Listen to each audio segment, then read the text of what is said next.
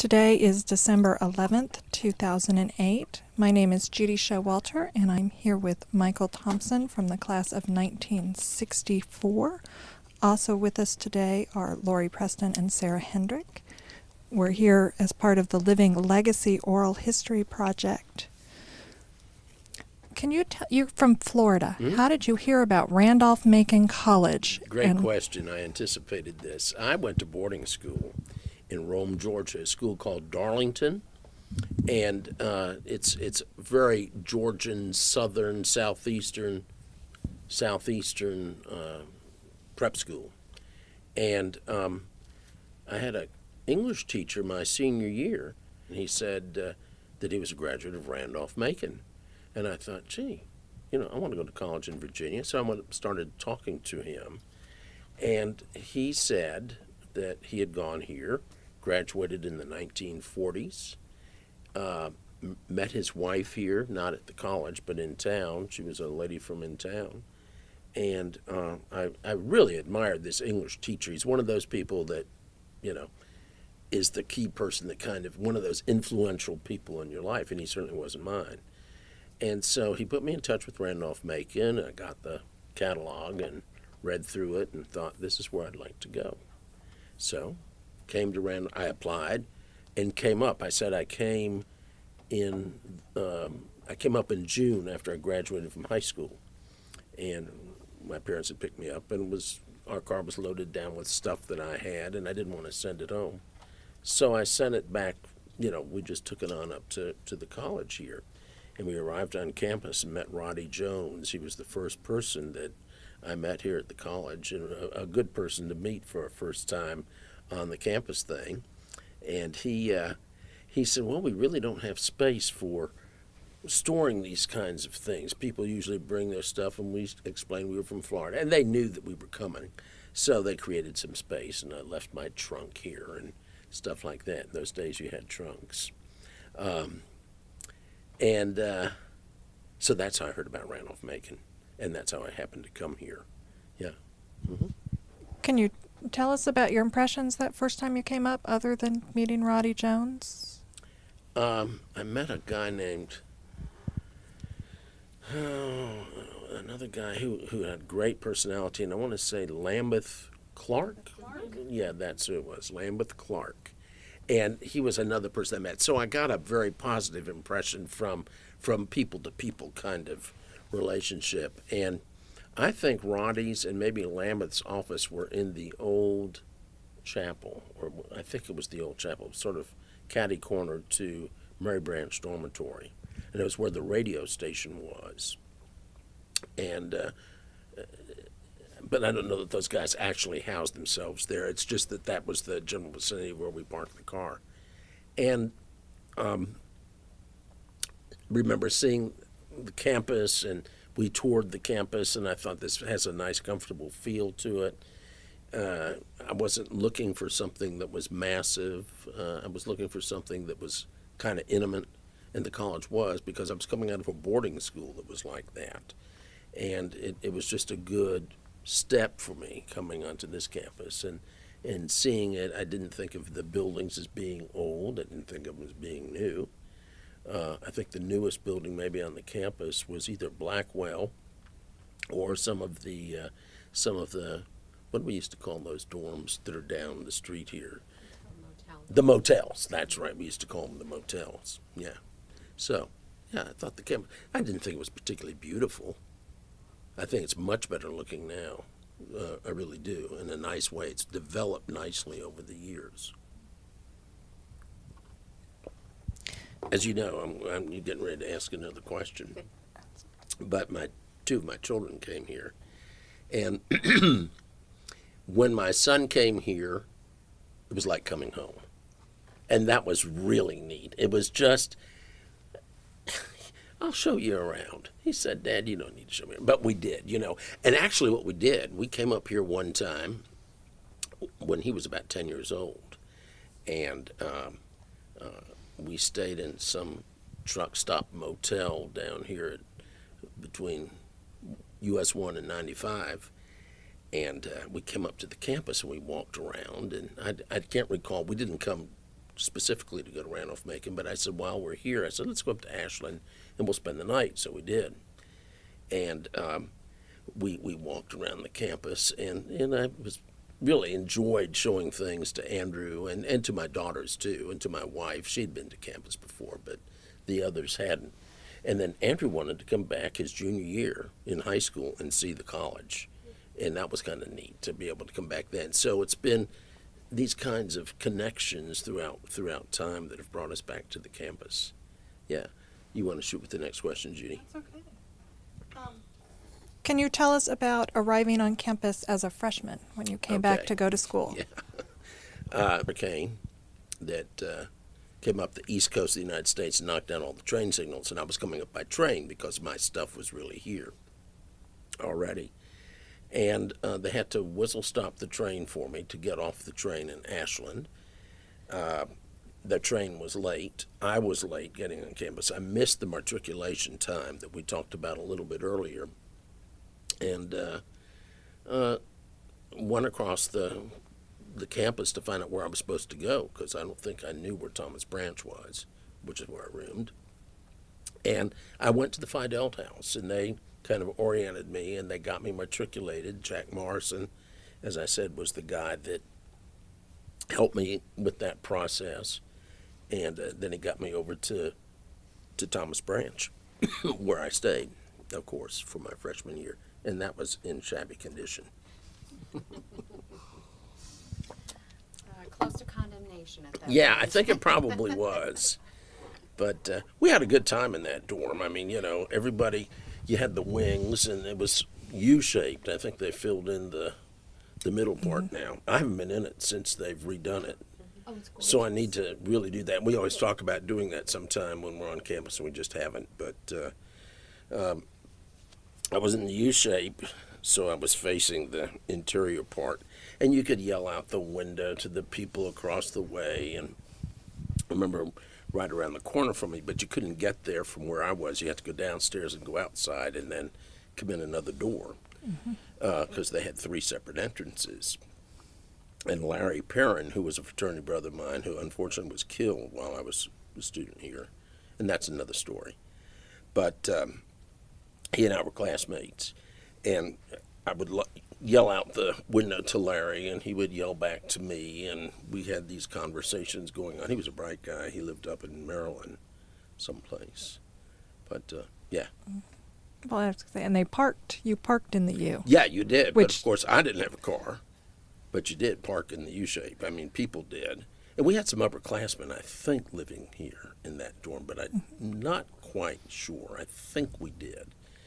Perhaps they were the ones that just couldn't get rooms elsewhere. I don't know. Well, we've had some people talk to us who got quite attached to it. I mean, even if they had the opportunity to live in a better room, they were very attached to Thomas Branch. We hear lots of stories. Yeah, it had a life sort of to itself, and I can't recall what those lives are. You know, it was neat. I mean, it was for a first-time person coming on campus, being in college. It was neat. Yeah. Can you tell us about some of your relationships? Who were your roommates, and where did you live? Okay, well, I lived in Thomas Branch my freshman year, and a guy named Alfred Ankers was my roommate, and that was just assigned from, you know, and I think he was from Newport News. And I can't remember who else was on my hall. I do remember Larry Perrin lived around the corner, and he was a good friend of mine. My second year I lived at Mary Branch. In Mary Branch South, I guess it faced College Street. And I love railroads, so we had a great room because I could sit there and watch the trains come through as I was studying at night and hear the trains rumble. I've always been fascinated with the railroad. And Hoy Steele and I were roommates. Who else was on our floor? Some guy named Jim Anderson, I think was his name.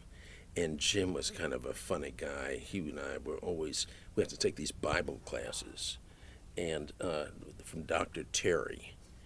And Dr. Terry talked about some kind of some kind of plant or seed in the Bible, and Jim and I just took off on that and made all kinds of fun out of it, and because it was so silly to us at the time, and I guess it still is silly. I wish I could remember that. If it comes back to me, I'll call it out what we were talking about, what we would joke with each other about. And I stayed in Mary Branch for the rest of my time here because it was central to the life of the college. I didn't like going way down to the dorms. They partied pretty hard down there, and that was okay. I mean, I didn't have any problem with that, but I just liked Mary Branch. Seemed like a solid place. In senior year, I roomed with John Wolfe, and John, as a graduate of 64, he was 65. So John would have.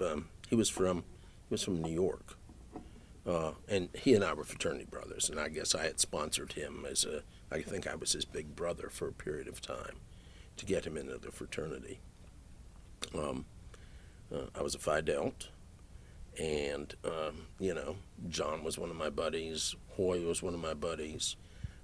Billy Wester, who was in my class. Macon Brock, who was in my class. Let's see, who else was in my class? Charlie Warren was in my class. These are guys that I've seen recently. Haven't seen John for a long while. Who else did I buddy around with? I mean, just the guys that were in my fraternity. Bill Tucker was our president for a period of time. I'd have to go back to the annual and kind of refresh my dull brain to take a look at all that, but I'll do that if you want me to. Okay, all right. I don't think we're going to run out of things to talk about. Are we doing all right? Yeah, just a quick question. Yeah. About how many trains do you think went through a day? I mean, how disturbing was it? I don't know, but let me tell you what was disturbing. Probably, it didn't disturb my study. Right. It just, it became second nature, as it probably does for all of you. But I don't know, 20, 30, 40, 50 trains. It is the main line between Washington and Point South. But while I was here, 1962, I think, was the Cuban Missile Crisis.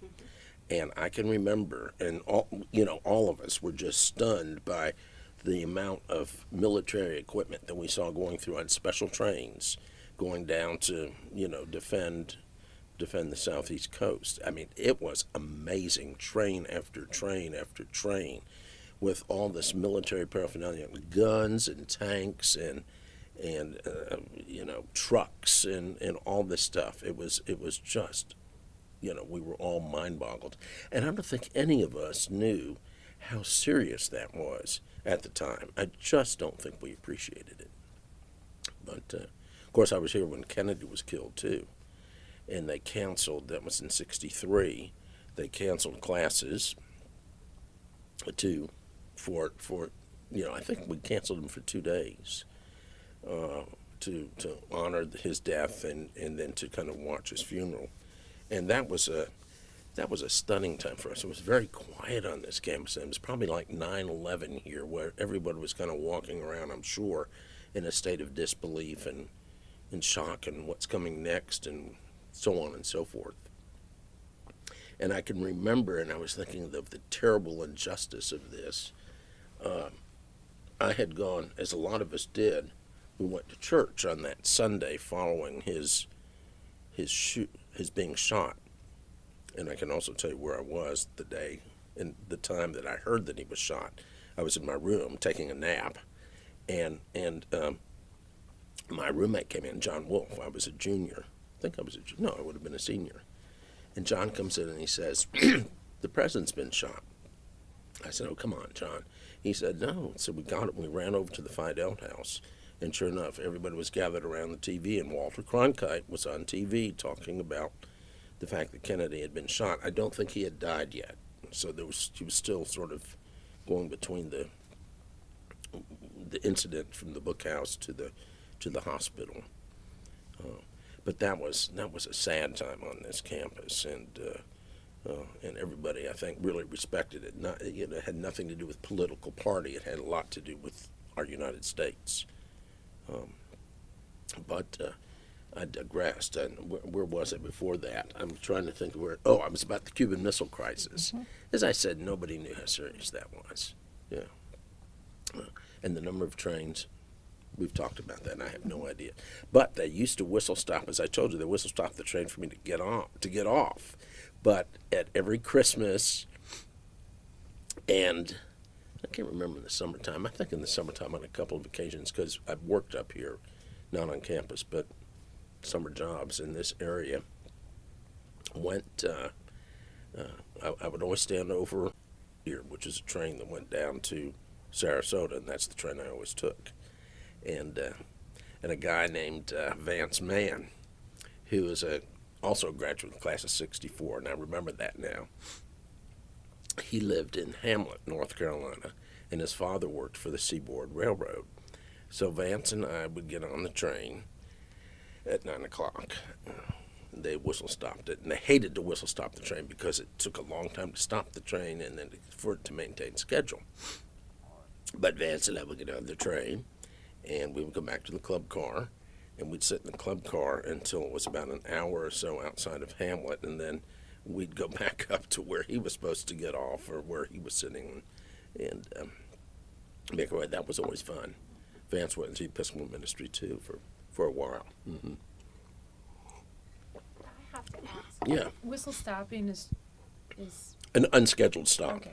It's an unscheduled stop. Someone literally blows a whistle. Well, they used to do it that way. The whistle I is don't the mean train to- whistle, I Okay. think. Yeah.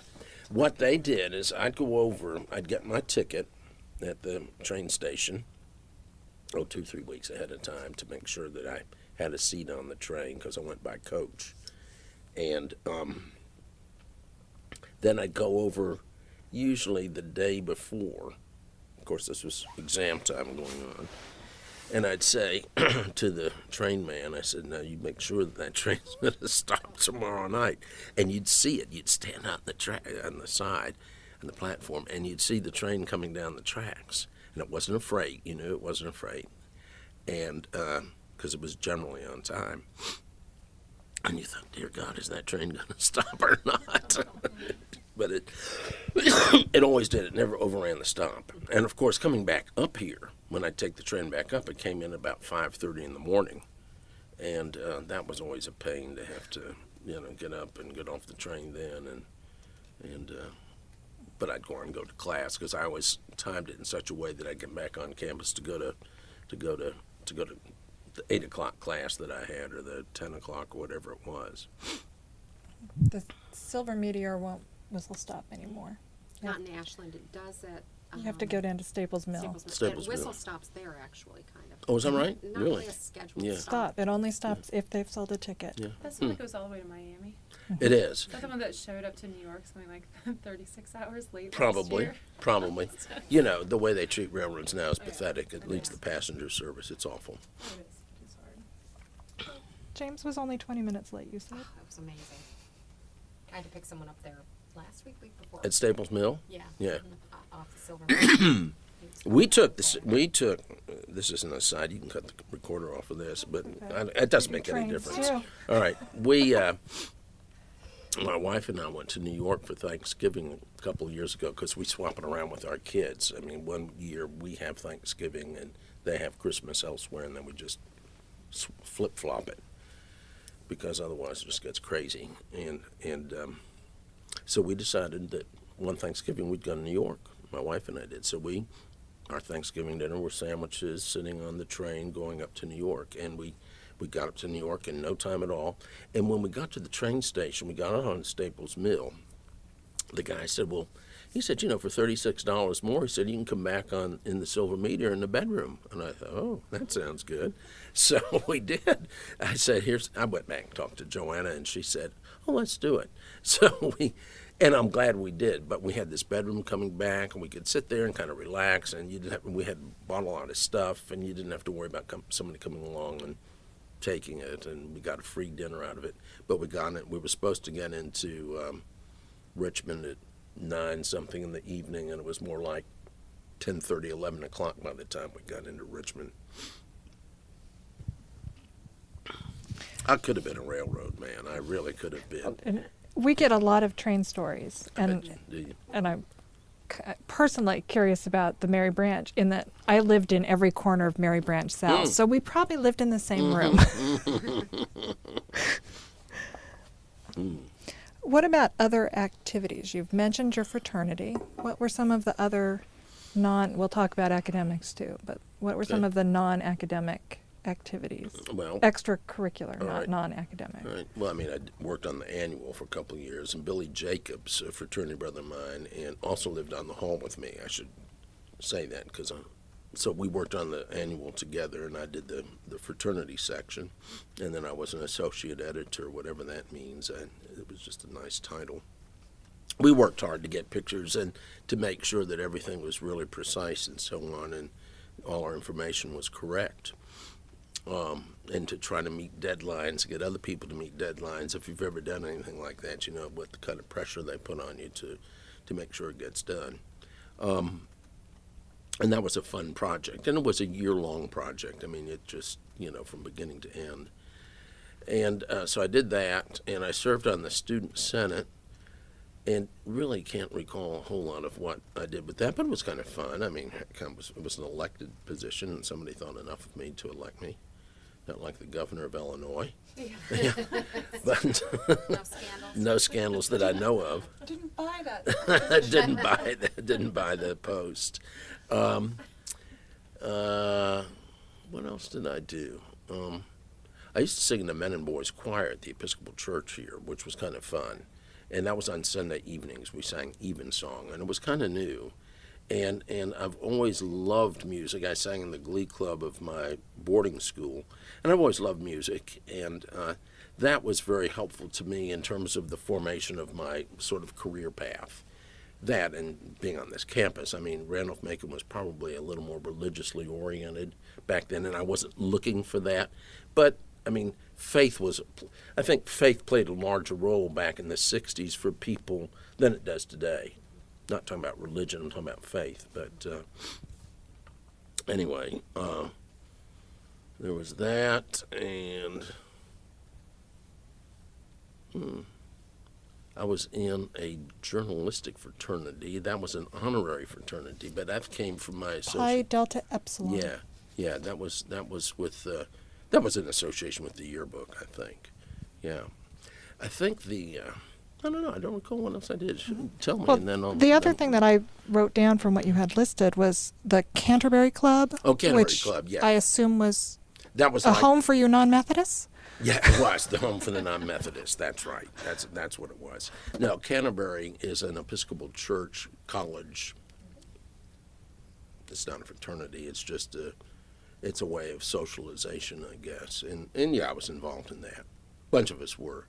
A guy named Bill Harrison, who I think teaches up at Mary Washington, was an English major here. And I have had a very difficult time. I did some classwork fundraising 2 or 3 years ago, and I took Bill. You got to self-select whom you were going to get in touch with, and I thought, well, I'll get in touch with Bill. He lived also in Newport News, and never could rouse him. Never could get a return phone call from him. And he's I guess he's just lost touch with the college. I think the only way anything's ever going to happen with him is for someone to go knock on his door. But Bill was in that, and I can't remember who else was in it. It wasn't a large group. But it was kind of a fun group. Yeah.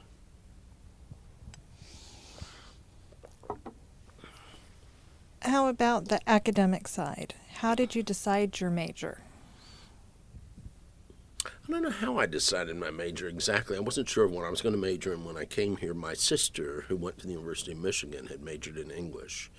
And I thought, if I want to go into the ministry, and I was beginning to think about that, the English kind of influence would be good because it was general enough. I didn't want to study religion. I mean, I did not want to do that. I wanted to do something different from that. And so I got here, and my freshman English teacher was Dick Wood, who was back on campus for this president's thing not so very long ago.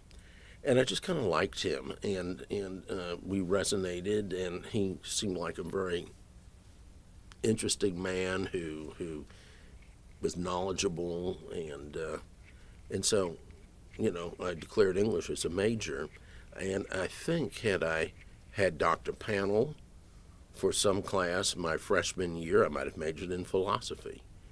I did have a guy named Munyon, who I can't recall his first name. Merle, that's right, Merle. Yeah, Mumbles. Don't put that in there. I mean, well, you can. I'm sure. I am sure that he knew. I'm sure he probably did. We've actually had a few other people refer to him that Okay, way. but Mumbles Munyon, and I could have been a history major too. He wasn't terribly organized in his presentation, but he was good and thorough, and I appreciated all those things. But English became my major, and I'm not going to tell you that Dick Wood ended up being my favorite teacher. I think I had two favorite professors here, and one was Burnell Panel, because he was my philosophy teacher, and I took him my sophomore year for an introduction to philosophy, and I'll tell you a story about that in just a second. And my junior year for probably general philosophy, Aristotle and Plato and all those folks, and Socrates. And then my senior year, I took him for logic, and so I have two stories to tell you. The other professor that I had was a guy named Richard Cromwell, who came late in my college career. He may have come when I was a junior, and he was a graduate of Yale, and he taught the intellectual history of Western Europe. And the guy was excellent. I mean, he would come in and you'd sit down and you'd just start writing. My senior year, my last two exams were, one was in the morning, it was medieval history, Mumbles exam. And my second exam was that afternoon, it was in intellectual history of Western Europe. And Harrison Turner and I studied, I think that was his name, Harrison Turner. I think he became a doctor, and he was he and I were both seniors together. I think he was a KA. But we got together and we studied for the exam.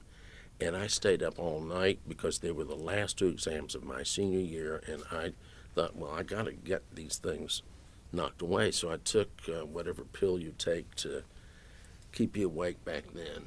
It was some kind of pill that kept me excited. And I got through the first exam fine, got into the second exam, and he wrote one question on the board, and I just didn't know what to write, didn't have a clue, so I just started writing, and I went into the class with an A and came out with a C. So it was not a good exam for me. But at that point, so what? Let's see. Oh, the two stories I was to tell you about Dr. Panel. And this involves this Bill Harrison too. We took this introduction to philosophy my sophomore year, and Bill and I both got D's at the end of the first semester. And we said, oh, we didn't think we were going to get D's. And I made a D. Throughout. I had a D in not every class, but every semester of the first 2 years I was here. And that was one of them. And so Bill and I vowed that we were going to make A's next semester because it was a year-long class. And by golly, we did. Next semester, we just banged it out. I can't remember the paper that I wrote, but I know I wrote a paper and I found it very engaging and very exciting to do and stimulating. And that's the kind of thing that Randolph-Macon does. That's what it lights fires. And it lit that fire for me. And my senior project was the same kind of way with Dick Wood, The other story about Dr. Panel is, and this was also my senior year, in the spring semester, it was a logic exam, and I studied very hard for it. I had an A going in, and I came out with a C in that because I forgot to study one particular section that was on the exam, and it just, I couldn't recall it, couldn't respond to it, couldn't handle it. I guess I hadn't mastered it yet. But anyway, that was my other story to tell. But I always respected Dr. Pannell. He was a very good teacher, as was Dick Cromwell, and was Richard Wood. He was a good teacher too. He was a good teacher. Yeah.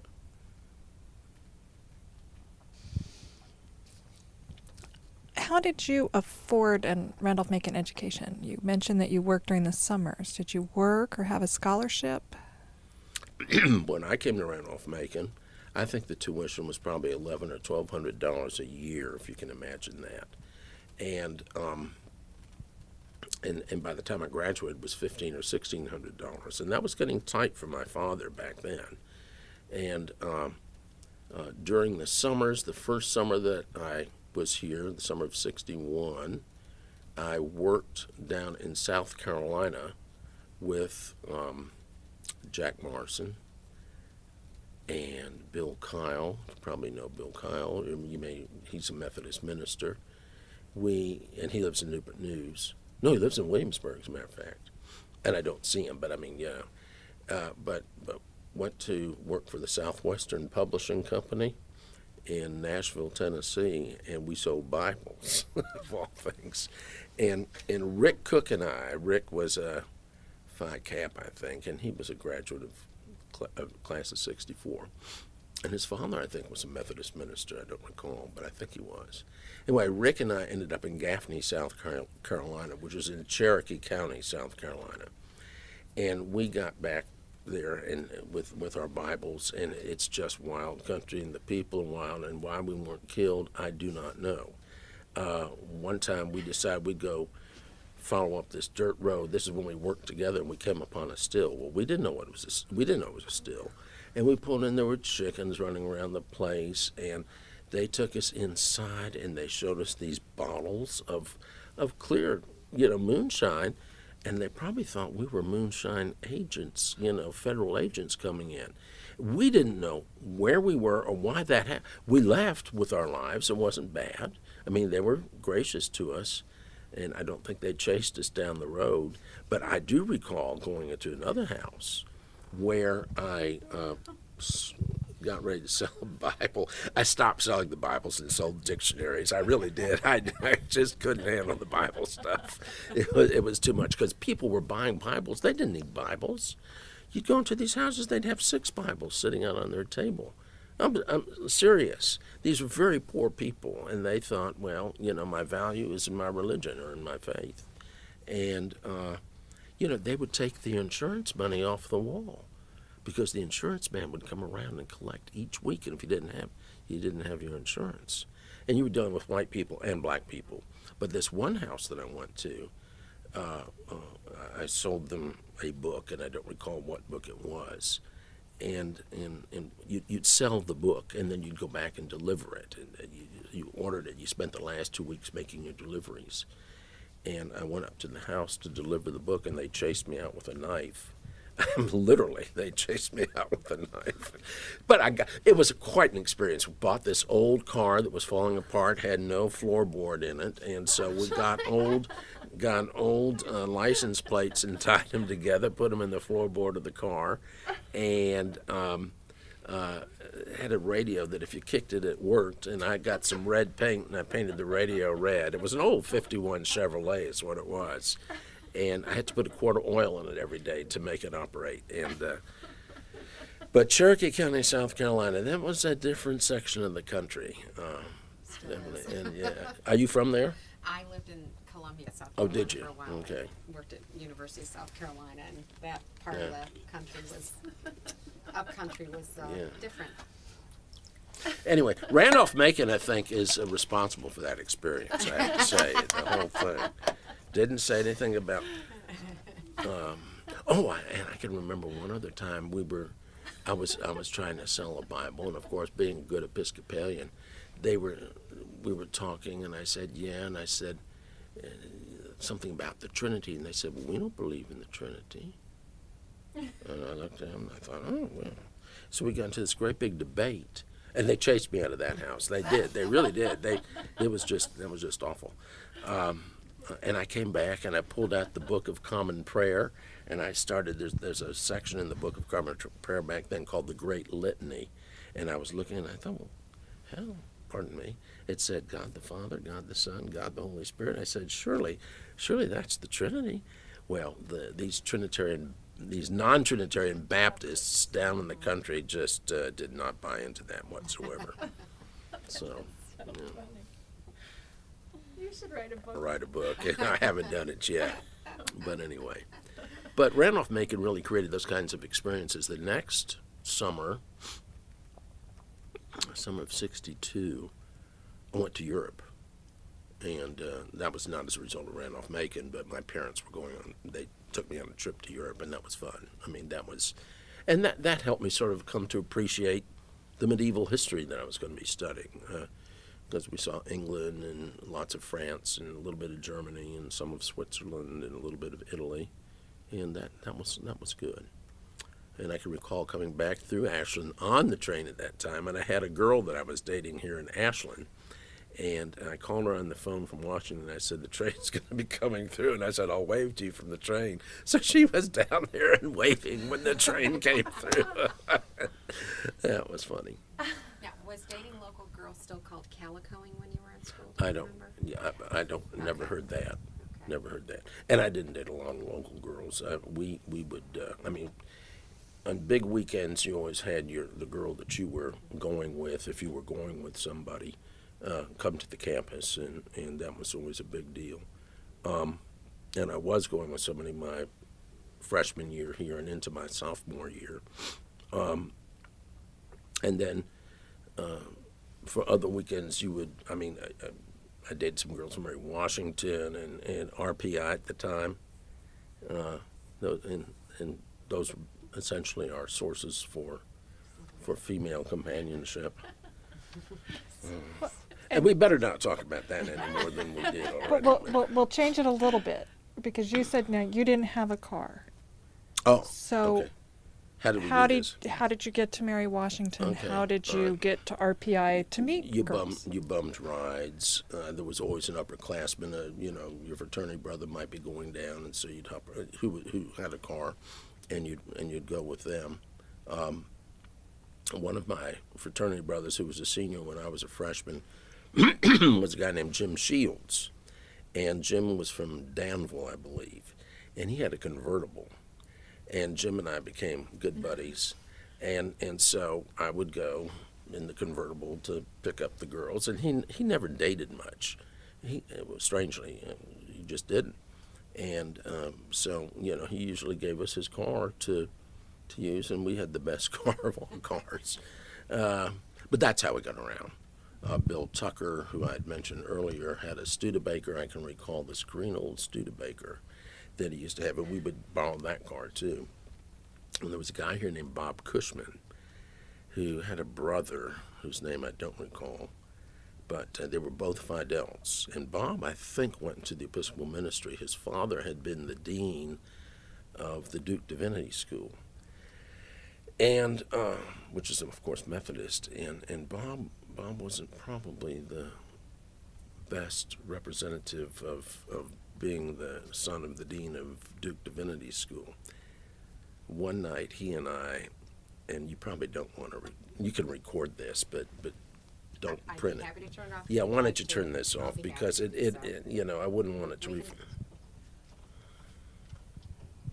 Okay, Judy.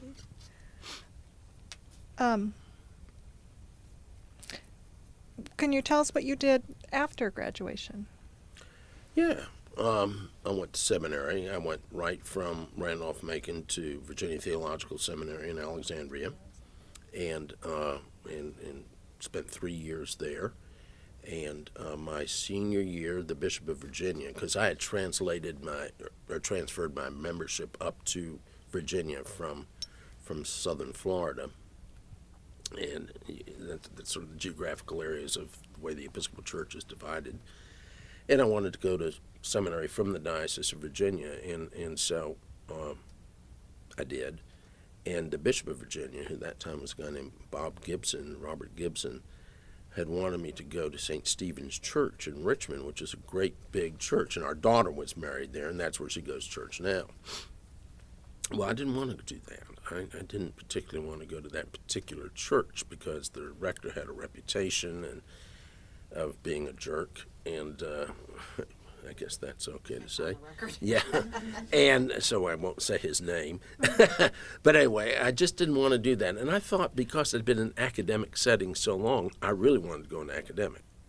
And I went and spent an evening talking with the bishop that this is what I really wanted to do. And he said, well, okay, because you're really supposed to do what the bishop wants you to do when you get out of seminary and not do what you want to do. And the bishop was okay with that. And so I went and I interviewed after seminary, interviewed at two schools, actually three schools. One was St. Paul's School in Concord, New Hampshire, and the other was Groton in Groton, Mass., and the other was St. Stephen's, which was right across the street from the seminary, and that was a day school. And when I went up to interview at St. Paul's and at Groton, it had been snowing. This was in March. The snow was up to my shoulders. And I loved St. Paul's. It was just really, it had an English atmosphere of a school. And it's a top prep school in the country. It was. I don't know what it still is. I guess it still is. Yeah. And so let me back up from that just a minute. When I came to Randolph-Macon, I wasn't a great student. As I told you, I got the D's. By the time I graduated, I was a Dean's List student for 2 years, and I was very proud of that. That was the other thing. So that, that was also a motivation for me. But came back and actually went to work at St. Stephen's in Alexandria, teaching English and sacred studies, and really thinking that I was going to go into academics and headmaster and that kind of thing and get on that track.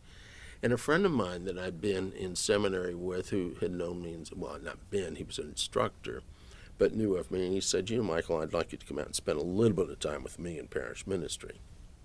So I went out to Winchester and met a guy named John Baden. I mean, this was the guy, and he was one of those other influential people, I would say, in addition to my father, Doc Register, who came here and told me about Randolph-Macon, my bishop, Robert Gibson, and John Baden were the most influential people in my life, because by working with John, I really sort of dropped the academic business and so went into parish ministry, and was in parish ministry until 1995, I guess it was, when I stepped away from that and went into development work to do fundraising, which was kind of fun. I was ready to get out of parish ministry. I mean, it's not as nice as what it sounds like for anybody who has ever been in it. You must be the daughter of a clergy person. What? No, I'm a professional Christian educator. Oh, you are? Okay. Well, you know what what goes on. Anyway, it was good to just sort of change. I never stopped being a clergy person, because I was assigned with St. John's in Charlotte, North Carolina, and thoroughly loved that. But I had more fun out raising money. And actually looked at Randolph-Macon to see if they could bring me on board here. And Ned, whose last name I can't remember, was Ned Moore. Yeah, was the director of development here. And he didn't have a spot for me, and he couldn't create a spot for me. And so, and my children had come here, and I just thought it would be a good fit, and it probably would not have been a good fit in reality. But anyway, went from being a development officer and I would say a priest associate into retirement in 2002. Made the decision to do this in 2001 and committed myself to it in 2002. And sometime in that period you married? Oh, yeah. Oh, sure. Thank you. Yeah, when I was at St. Stephen's, teaching at St. Stephen's, I didn't know any girls up in Washington and wasn't dating anybody. And one of the other teachers there who'd gone to the University of Virginia and had dated a girl from Hood and was still dating her, said, oh, there's some girls that have rented a house in Washington, in Georgetown, and he said, why don't you come in sometime? And so we went in, and I had a blind date with the girl that I ended up marrying, and it was just fun. We went, and I don't know whether this was prearranged or not, but the first time I saw her, I thought, this is the girl I want to marry. I really did, and that's quite literally true. I don't know that it was reciprocal from her, but had to work for it a little bit.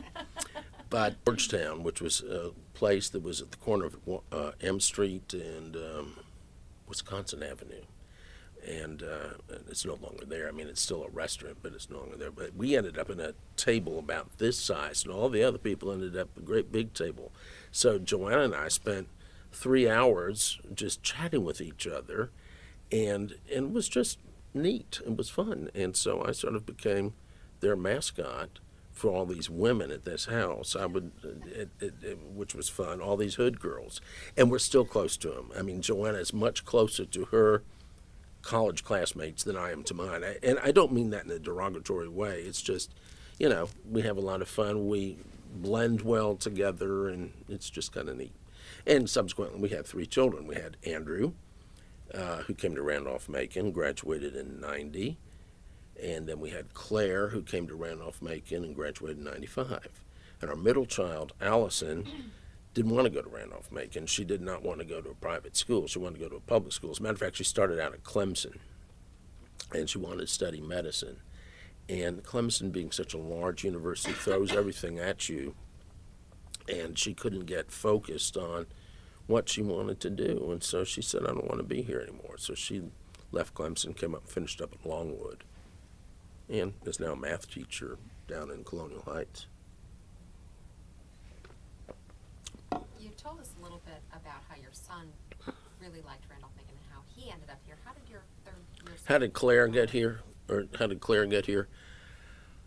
I honestly don't know. I think I mean, she liked Randolph-Macon from what she saw of it through Andrew, and she thought it might be a fun place to be. And we were living in Radford, and Radford was a small, very small town in southwestern Virginia, and the high school there was small, and I think there was a good comfort level there for her, and I think she felt like academically she could do the work, and so here she came. And our kids have done well. Our kids have done well. And what's so very interesting is that Claire, and this is the kind of thing you wouldn't have known, Claire ends up marrying a guy who graduated from Washington and Lee, but whose parents live out here on Ash Cake Road. And we're good friends of the parents now. I mean, we weren't, but we are now. And it's just those little sort of coincidental things that kind of tie life together and make you know that you're part of a stream. And it's kind of wonderful. It's what you give thanks for. It's you go through dark periods in your life, but ultimately, when you start to reflect on it a little bit, you begin to realize that there's a great deal to be thankful for, and there's a great deal of value there that's very exciting and really very worthwhile. And I think my kids have gotten that, through Randolph-Macon too. I think they see that from here. Yeah. One thing we've heard from several folks who came when we were a men's college, Mm-hmm. who then had daughters come, and we've talked to a couple of them, actually. Was that odd to think that your daughter was attending your school? Did Not women at all. here seem strange? Not at all, no, because there were women here they were day students. There was a girl, the one girl I can recall was a girl named Judy, and I can't recall her last name, but I'm sure she's in the annual there. But she was very bright and articulate, and I thought, God, if there were a bunch of these women here, I'd probably be really knocked way down on the totem pole in terms of academics, because they were very, but that was my first experience, other than having been in junior high, of being back in school with a woman again. Then I got to seminary, and we had women at the seminary, and they again were extremely bright and intelligent. Not that I ever thought that they weren't, but here you had an opportunity to see somebody of the opposite sex really shine and be challenging and intelligent and fun, and They were always fun, but Now, when you heard that Randolph-Macon was going co-ed, how did you feel about oh, that I was at the time? pleased. I was Okay. pleased. We had a girl in our parish in Winchester who, his name was Susan Arthur, and I think Randolph-Macon went co-ed in what, 70 or 71? And Susan came here, and I was just tickled to hear. And I've lost touch with Susan. I don't know what she's doing now or where she is, but yeah, I was really pleased. And I think I wish it had been co-ed when I was here. I mean, that's the one thing that I could say, looking at the college now. I would have liked that experience. I've heard people from Hampton, Sydney say, well, you know, if you get too attached with one woman and then there's somebody else that, you know, comes along and puts a sparkle in your eye, you know, that can make for close and difficult relationships. But, you know, we all have to work through relationship issues in life, and what a better way to do that than, and I don't mean that, I hope you understand what I'm saying by that, you know. I mean, it can be painful, but that's also a growing experience. Yeah, and this is a safe environment to practice. Yeah, really, yeah. I want to tell you a little bit about my mom. I don't know whether this is one of your questions or not, but about you know, how she got into getting a scholarship here. What was your mom's name first? Just to make sure. All right. it's For the on record. Well, her full name is Beatrice Robinson. That's her maiden name, and last name Thompson. And everybody affectionately called her B.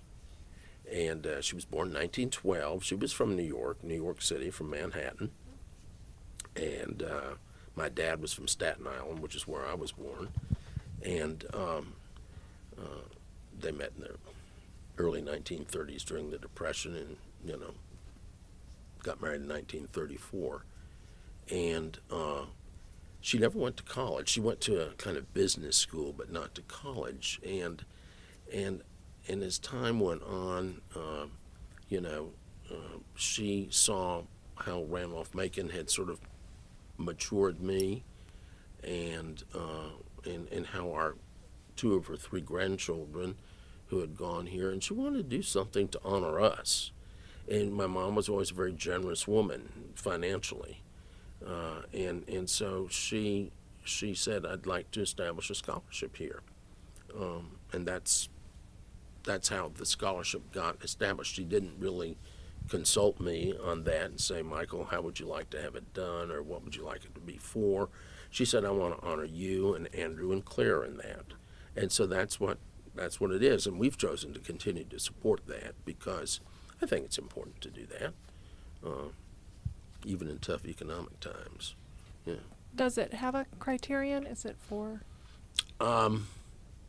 You know, I'd have to go back and look at it again and see. I think it is for I think it's a need-based scholarship. need-based scholarship. That's Tristan what I was Carr, going to say. incidentally, Yeah. who's a star Yeah. here on campus. Yeah. is- We had dinner with him back in the spring, and I thought that last year's scholarship dinner was tops. It was really great. Thank you. Yeah. Oh, I didn't know whether you had anything to do with that or not, This is but my- don't that's change That's it. her thing. Don't change it. I mean, the others were Making me kind of blush. drab and sort of sit around and drink cranberry juice or apple juice. And you had, you know, you made it an adult function, and it should have been. And it was good. And the kids were there, they were dressed nicely, and we just had a good time. It was nice meeting him. And I kept saying to Tristan, oh, we'll get back this fall and come to a football game. And we're going to come to homecoming, and I don't know, something came up, and I know we were I'll going out arrange to the lunch- mountains. Lunch in the. Yeah. I think he's going away someplace exotic for J term. I think Okay. Brazil. We've got a group going to There's- Brazil. Oh, I think really? he's going to Brazil for J term, but when Well, he that gets back sounds in like a good place to February- go have lunch. Let's go there. Yeah, right. Yeah. All right. Yeah, meet him when we're Yeah. done. Yeah. We'll be the advisors. Okay. All right. chaperones. But I mean, we certainly enjoyed sitting with him and talking with him, and Fabulous kid. we're happy to be able to assist in somebody like that's education. Yeah. It's a nice award this year, a nice income this year. It makes a pretty big difference. It's- Thank you. Okay. What else? Well, and that really was my last question. unless there are other stories that have come to your mind sometimes while we've been sitting here. Well, let's see. One of the other extracurricular things you asked me about that now I recall is the radio station. Randolph-Macon used to have power. It was one of those kinds of things that came through the electrical outlet. Hardwired. Is that what it's called? Hardwired? Okay. Well, anyway, we decided, I say we, Bill Harrison and this other guy, his name was Bob Fitz, who always wanted to become a Fidel, but for a lot of reasons did not become one. And but we became radio announcers.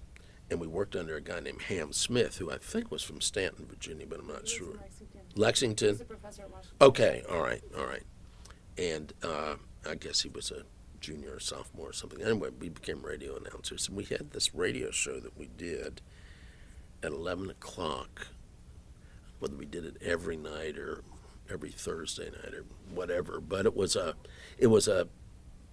just fun. We played nice music, and we just chattered back and forth.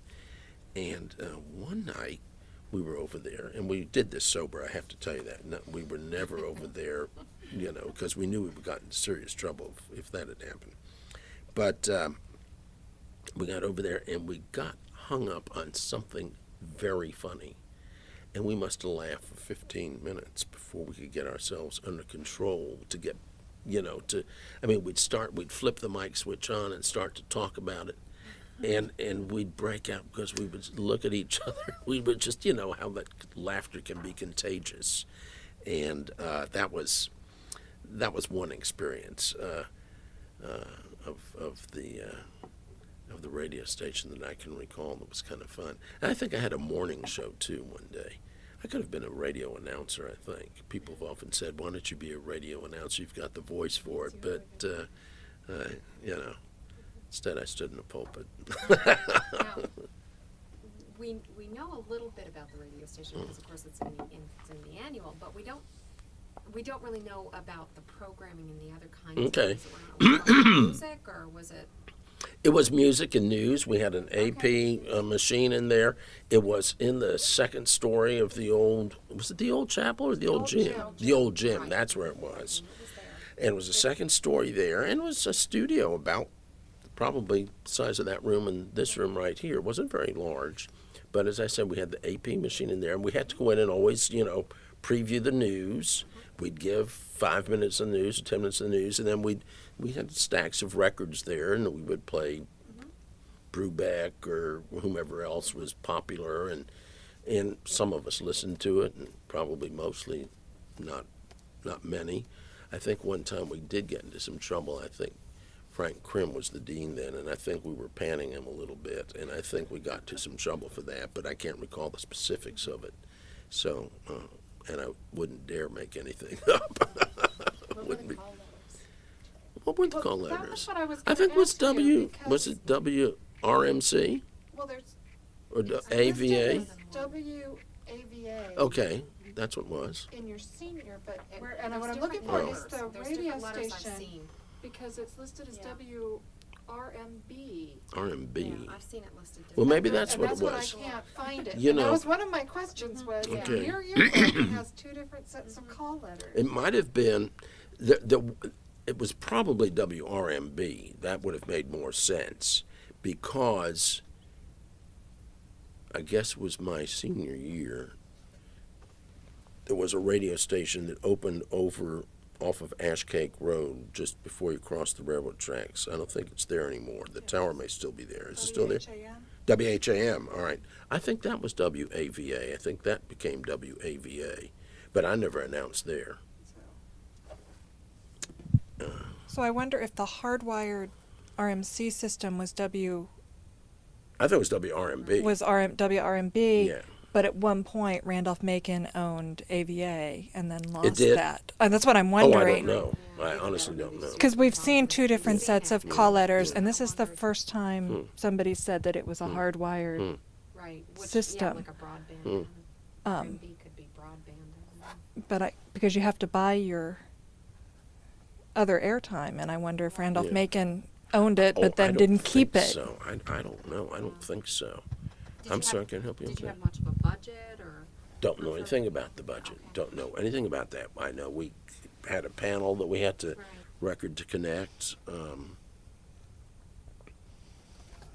Did you guys bring bands to campus? Oh yeah, that's a good story.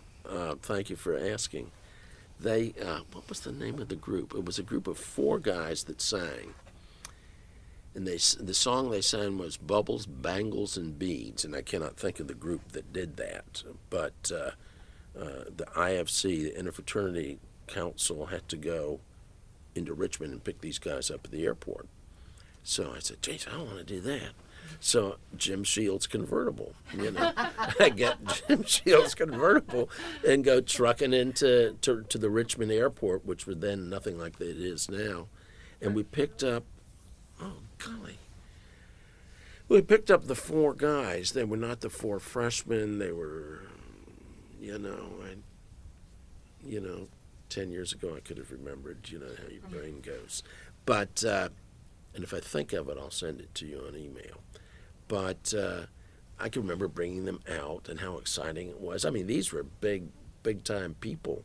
And I don't know whether Randolph-Macon does that kind of thing anymore or not.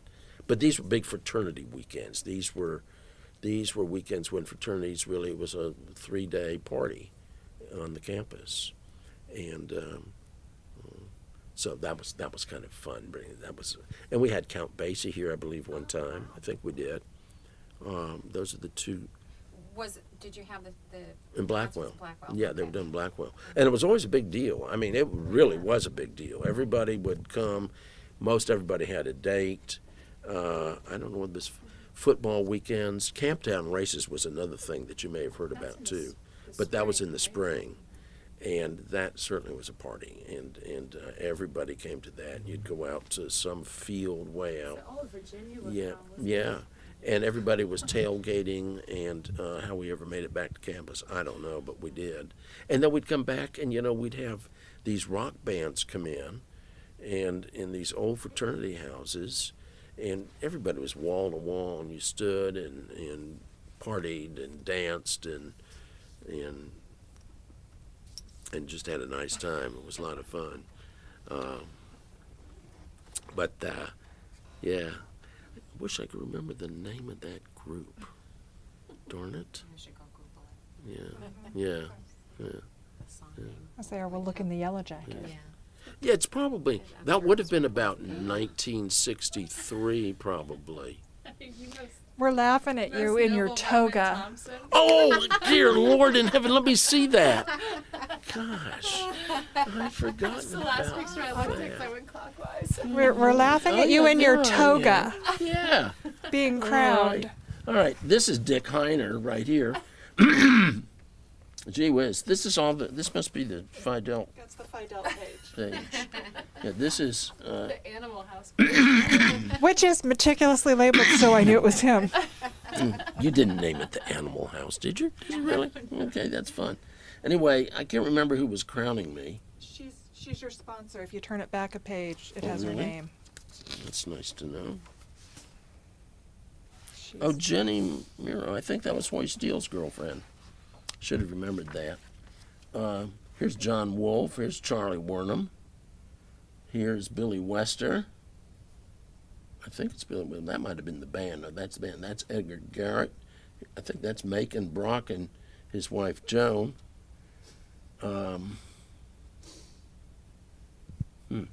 Here's Skylar Miller over here. That might be Macon. I'm not sure. This was, his name was Tommy, I believe. I don't recall. His name was, I can't remember some of these guys' names. That's Billy Wester over there. This is Sam. Sammy's a doctor living in Berkeley, West Virginia. And I'm not helping him out with saying this Blaine Denny, I'll never forget him. He was a real party guy and funny as the dickens. He was a year behind me. And I remember going to Denny's restaurant after I graduated from Randolph-Macon. 3 other guys and I, when I graduated from Randolph-Macon, 2 of whom were from Randolph-Macon, lived up in Baltimore, but we went on a trip out west. That was my graduation present before going to seminary. And not in the convertible, no. This was a car that we bought up in Baltimore. And I went to a Denny's restaurant in Seattle, Washington, and had never been to a Denny's. I'd never even seen a Denny's before. And so I got a copy of the place, I mean, the little doily they set out in front of you. And we're doing it. We're fine. Okay. What's Vince? Yeah, except I got to be someplace at 5:30. And I sent it to Blaine, and I said, Blaine, I said, this is in honor of you. I spilled some eggs on it or something.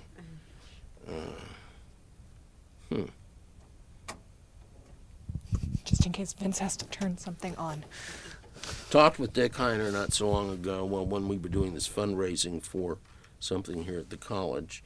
This toga party was a fun party, what I can recall of it. I don't remember much about it. I guess that was my date, but I'm not sure. And that's not a very nice thing to say.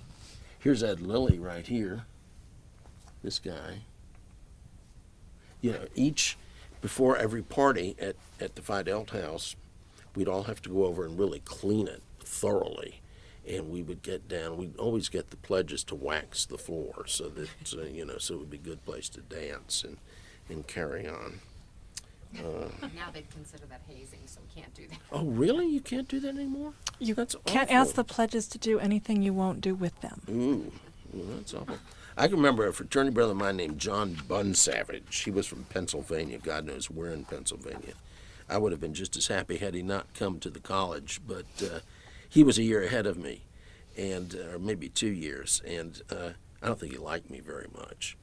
And he asked me to do something when I was a pledge, and I said, I don't think so, John. And he said, Thompson, bend over, and he got a paddle and whacked me on the rear end, and it stung, and I remember that. And we did things like that. I mean, Hell Week was really Hell Week. It was, they took us out. We probably shouldn't even talk about this. Did you want this off the record? No. We'd love to hear it. Well, I'll tell you, and I think it's safe. Statute I mean, of it's history. limitations is over. Yeah, history, and I don't think they took us out one night, as we knew was going to happen, but they took all the pledges out, 15 of us, and took us out in the country someplace, and they dropped us off, and it was like February. It was cold. Yeah, they dropped us off, and they said, "Find your way back." They drove off down the road. And I mean, there was nothing around us except paved road and pasture. And, we kept looking at the lights, and we said, well, maybe those are the lights of Ashland over there. And finally we got back to campus, and I don't recall how. We had to wear these burlap bag shirts and with sardines around us. I mean, it was really incredibly bad. We all had to sleep on the floor over at the fraternity house. Sorry, now the sardines are new, but That's the right. road tripping was very standard. Okay, well, we had to wear sardines. And then you had to wear, in those days, you wore coat and tie to class. So you had to dress for class, and you couldn't shower. They wouldn't let you shower for a week. But, Oh my God. and I mean, the Kappa Alphas continued that particular tradition through the 1980s. We did wouldn't really? sit by the KAs during pledging. The whole class would be over here, and the Ks would be by the window, and we'd make them sit by the window and open the windows. is that right? Isn't through the that something? 1980s? Well, I don't know when the Fidels stopped it, if they ever did. Before the 80s, the Fidels Okay. were much more civilized than the KAs. The Fidels actually were the leading fraternity on campus when I was here. I say, and they say Yeah. you say in your yearbook you had Yeah. the highest average. Yeah, we did. We had the highest academic average, and I mean, we had fun, and we partied hard, and raised hell. But at the same time, we knew that we were in college for a purpose, and that was for us, and that we were here, and our parents or other people with scholarships were making it possible for us to be here, and so we really tried to make it quality, and we were. And then I think the Fidels went way down. Unfortunately, I think a lot of them went down when my son was a Fidel. But, I was going to ask if your children were part of the Greek system. Yeah, they were. Andrew was a Fidel, more as a legacy, I think, than anything else. and Claire was a Theta. Andrew and Claire, and this is what's neat about Randolph-Macon, have maintained very close contact with 3 or 4 guys or women that they went to college with, which has been good. Kind of interesting for Andrew, he married a girl here in Richmond who was one of a family of 6, and it was two boys and 4 girls. And he married the next to the youngest of the 4 girls. And one of his very best friends here at Randolph-Macon was a guy named Nelson Emery, who they paired up with Anne, Andrew's wife's sister, whose name was Jennifer, who I said, gee, if I didn't know Joanna, Jennifer, I'd be wanting to know you. But anyway, because she was really cute and really fun. And those 2 hit it off and are married, and they have 3 children now. I mean, and that's another thing about the college. In a sense, it's regional in that respect, but, that's all right. That's okay, yeah. And Claire has maintained friendships with, oh, golly, Rachel, I can't think of Rachel's last name, Rachel Woolwine, and a girl named Tiffany, who is now married, and I can't think of Tiffany's last name. But if you look in the annual for 1995, you can see who Rachel is and who Tiffany is, and some of these other girls that Claire stayed in touch with. The girls was by the name of Molly. I know them by their first names and don't ever pay much attention to their last names. But all that's been important to them, and it's given them a real love for this area and for Richmond and for living in Virginia. Mm-hmm. Do your children come back to Randolph-Macon events? Or it's still a little too close. Well, no, they come back. They probably came back more right after they graduated, and then once they got married and kind of had family, and they've got soccer and football and all that stuff. That makes it difficult for them to get up here for. We try to encourage them to come to the scholarship dinner. We think that's important. Your son certainly was here. I remember meeting him last year. Did you? Mm-hmm. Yeah, okay. And Andrew, I think, was on the Young Graduates or whatever it's called, Young Alumni. Whether Claire has ever been or not, I don't know. But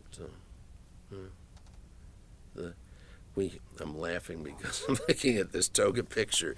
We went on a barefoot cruise one time back in the 1990s, early 1990s. And they don't have them anymore, but because they were never licensed to sail out of the United States, you had to go out of Grenada or one of the places down or St. Martin's, for example. And they were old sailing schooners, and they were a blast. And they had about 100 people on board, and one night they had a toga party. So I'm looking back here and saying, yeah, that must have been where it began for me. Thinking to myself. But anyhow. Yeah, I have one question. Sure. You don't have to answer it if you don't want to. You mentioned one of your classmates and a good friend had died while you were here. Larry Was it Perrin. Here at the college? No, or just in Larry, they used to have mixers at Mary Washington. And our freshman year, we would go up 2 or 3 times, I guess, in the fall. And you'd go dance with these girls, and and it was a way to try to, for you to get to know people, excuse me. And Larry met this nice young lady who, his picture won't be in there, I don't believe. Or is it in there? Is No, that? there was an in memoriam in your class, and the name wasn't ringing a bell. Hmm. So you had, Okay. you had 2 deaths in Okay. your class. David, I don't remember how David died. That was, I remember Okay. there being an in memoriam, but the name wasn't right. Larry died in 1962, I'm quite sure. Anyway, he met this girl, and they were going steady, and he and another guy, the name of whom I cannot recall, were driving up in a VW up Route 1, because 95 wasn't in existence, to Mary Washington, and they hit a black spot of ice on the road, black ice, and the car spun out of control, and he was thrown out the back window of a VW. Well, that was the end of Larry. And he was a Phi Delta, and so it was really very sad for us to to experience this. And I think probably for most of us, it was our first real experience